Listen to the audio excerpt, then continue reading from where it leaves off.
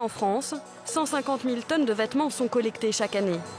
Une quantité astronomique qui réclame une logistique très lourde et coûteuse que les ONG ne peuvent supporter.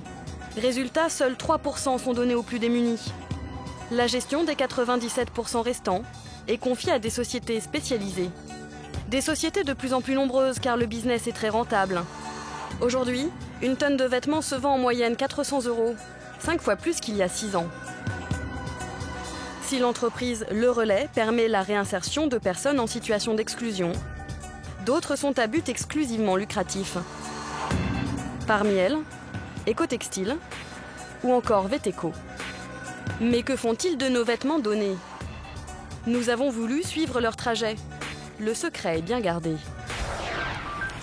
Une seule entreprise a accepté de jouer le jeu en nous ouvrant ses portes.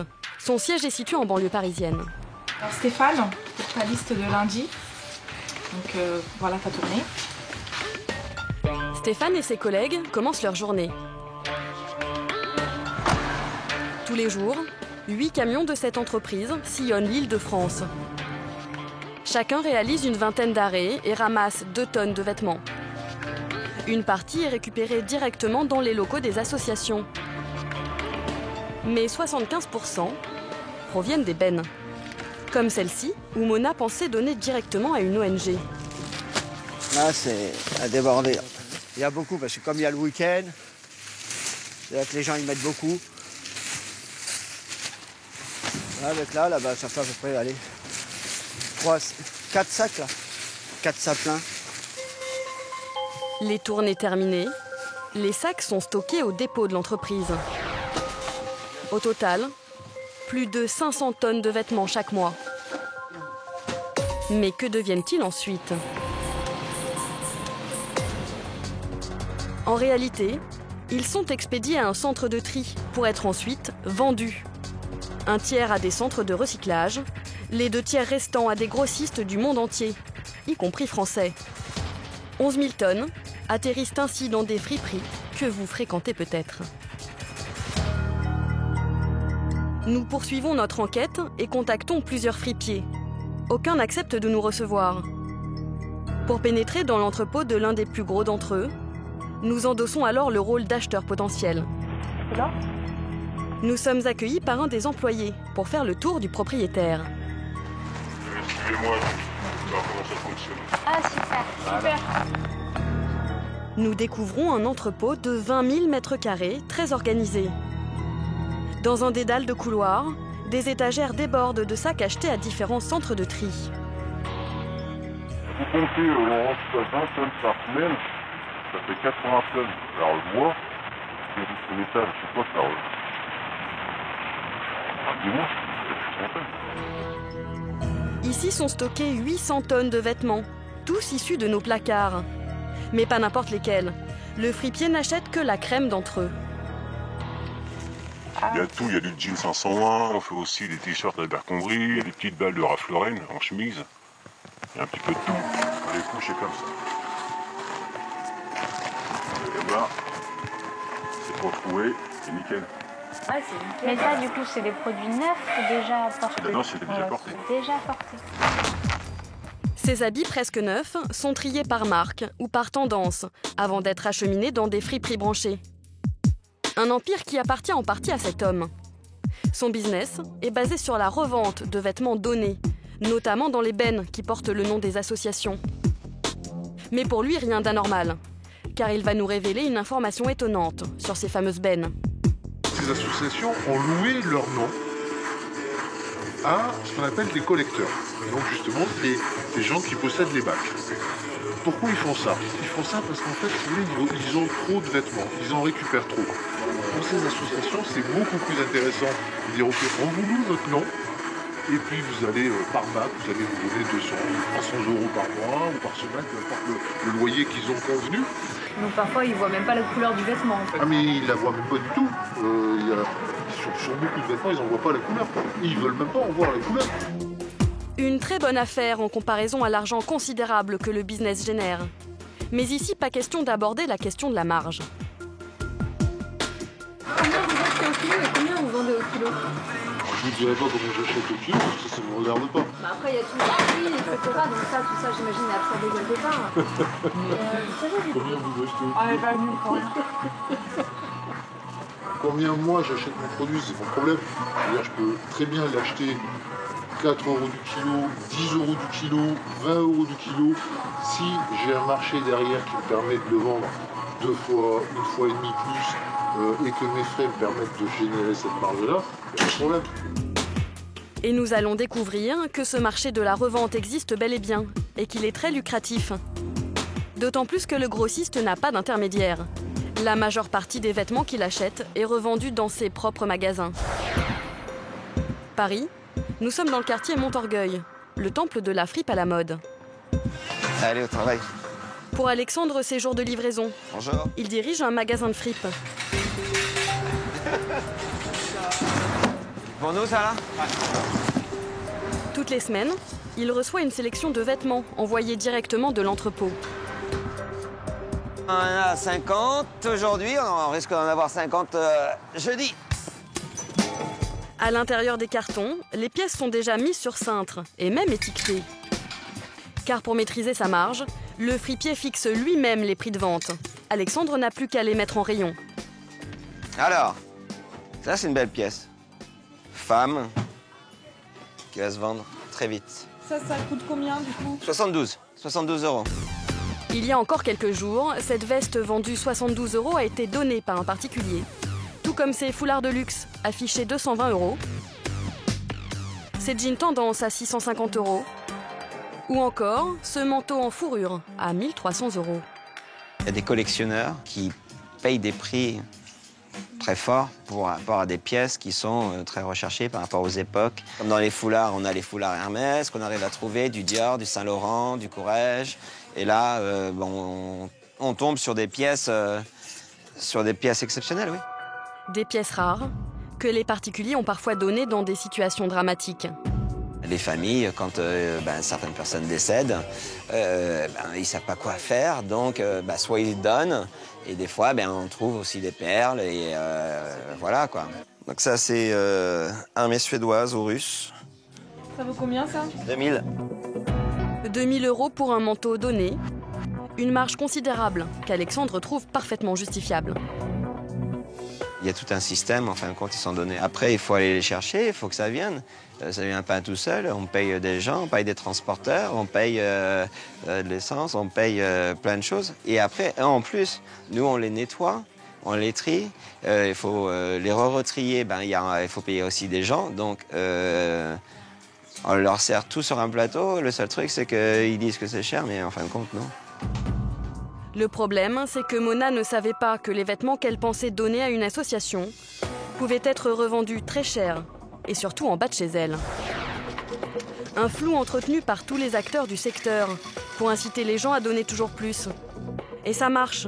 Chaque année, le nombre de tonnes de vêtements donnés par les Français augmente.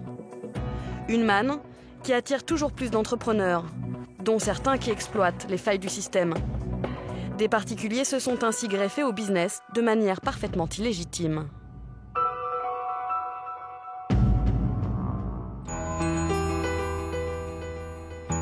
Montauban, dans le sud de la France. Il y a une semaine, Angélique et ses voisins ont reçu un tract les informant qu'une collecte de vêtements allait avoir lieu. Bien. Il y avait plein de sacs poubelles. Alors vous en aviez, je crois, 7 maisons. Et vous en aviez surtout à la grande maison là-bas où il y a la voiture rouge. Et là, ils avaient laissé un tapis, 2-3 sacs poubelles. Dans cette rue, il devait bien y avoir une bonne dizaine de sacs poubelles à peu près. Un élan de générosité déclenché par un tract simple mais efficace. C'est un tract sur une association, des œuvres caritatives, j'en sais pas plus. J'ai pas cherché après à savoir qui ils étaient, si c'était vrai, si c'était pas vrai. J'ai vu démunis, voilà, les plus démunis. Et ça m'a parlé. J'ai dit, ouais, c'est vrai que j'ai plein de vêtements que j'utilise pas, autant donner à des gens qui en ont besoin. Mais 2 jours plus tard, Angélique apprend dans le journal qu'il s'agissait d'une collecte sauvage, certainement organisée par un individu peu scrupuleux. Une information difficile à digérer. Ça fait appel à nos sentiments, à nos sentiments. C'est le côté humain, le cœur. Et puis, c'est écœurant que ces gens-là profitent de nous. Si, comme Angélique, ils ont été nombreux à donner, c'est parce que les personnes à l'origine de ces collectes savent y faire. Sur leur tract, les mots sont toujours bien choisis. Tout laisse penser qu'il s'agit d'associations caritatives, prêtes à tout pour venir en aide aux plus démunis.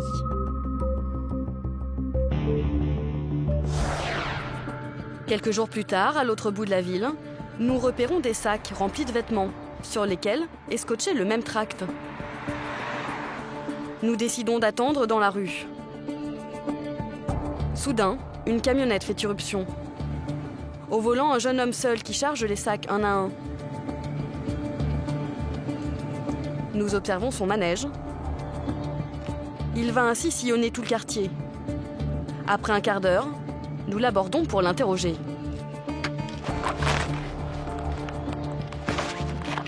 Qu'est-ce que vous faites, monsieur?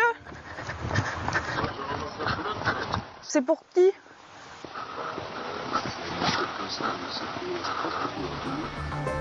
Et aujourd'hui, sa récolte semble plutôt bonne. Il y en a pas mal, hein? C'est tout le temps. Aujourd'hui, il y en a pas mal. C'est tout le temps comme ça? Non, c'est pas tout le temps. Ouais, tu ramasses une dizaine. Car sur ce secteur, il y aurait même une concurrence entre plusieurs organismes de collecte sauvage. S'ils ont passé avant, tu fais une ville et tu ramasses rien du tout. Nous lui demandons alors ce que deviennent tous ces vêtements. Et vous les vendez après, les vêtements? Vous les donnez? Moi, je sais pas le patron. Et vous savez pas ce qu'ils font des vêtements après? Je sais pas du tout. Gêné, l'homme fait mine de ne rien savoir et met fin à notre échange.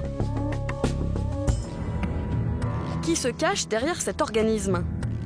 Sur le tract figure un numéro de SIRET. Il permet d'identifier une entreprise sur le registre du commerce. Celui-ci a bien été attribué en mars 2013. Mais ce qui semblait être une association est en réalité une SARL. Une société à but lucratif qui fait de la vente en gros de vêtements. Son siège est situé à Strasbourg. Première surprise, l'entreprise est domiciliée dans un immeuble d'habitation. Son nom est affiché sur une boîte aux lettres. Nous sonnons à l'interphone. Nous n'obtiendrons aucune réponse. Et des entreprises comme celle-là, il en existerait une dizaine en France, principalement installées ici à Strasbourg. Pas de locaux, un capital de départ d'1 €. Toutes présentent le minimum d'existence légale pour se lancer dans le business, sans être hors la loi. Qui se cache derrière ces sociétés obscures? La plupart de leurs gérants seraient géorgiens. Après plusieurs semaines de négociations, l'un d'eux accepte de nous rencontrer. Il nous conduit à son entrepôt, un simple garage à la sortie de la ville. Il a 30 ans et dit s'être lancé dans la collecte sauvage de vêtements il y a 6 mois. Voilà. Ah oui, quand même, il y a beaucoup, là. 13 quoi? 13 tonnes. Voilà, à peu près. C'est en combien de temps, ça? 2 mois. 2 mois. Et ça part quand, ça? Il faut que ça dépasse 15 tonnes. Tous ces vêtements sont issus de collectes sauvages comme celle de Montauban. L'homme les vend directement à des centres de tri. Mais il ne souhaite pas parler de son business ici. Il nous emmène dans un café au centre de Strasbourg. Comment vous avez eu l'idée de faire ça?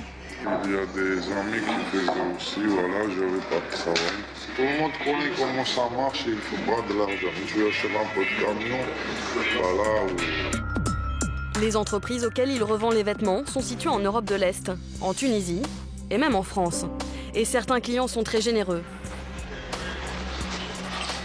Moi, ça m'est arrivé que j'ai vendu pour 500 € la tonne. Ça, j'ai vendu au Belgique, voilà. 500 € la tonne de vêtements que les particuliers pensent donner aux plus démunis. Une tromperie qui n'a pas l'air de l'embarrasser. Les gens, ils pensent quand même donner à une association. Ils pensent, mais ils ont le droit de penser. Déjà, chez moi, c'est jamais écrit que c'est à l'association. Il y a le bureau serré. Et c'est là toute la subtilité du business. Laisser supposer qu'il s'agit de dons par des mots habituellement employés par des associations caritatives n'a rien d'interdit. Il y a illégal, c'est pas le crime. Si j'ai pas le droit, pourquoi j'ai autorisation? J'ai eu plusieurs appels, contrôle, tout, mais personne m'a dit que j'ai pas plus tout le monde qui travaille comme ça. Impossible donc de mettre un terme à leur activité. Néanmoins, ce genre d'entreprise flirte parfois avec l'illégalité. En Indre-et-Loire, un couple pratiquant la collecte sauvage a ainsi été interpellé. Ils employaient 17 personnes au noir.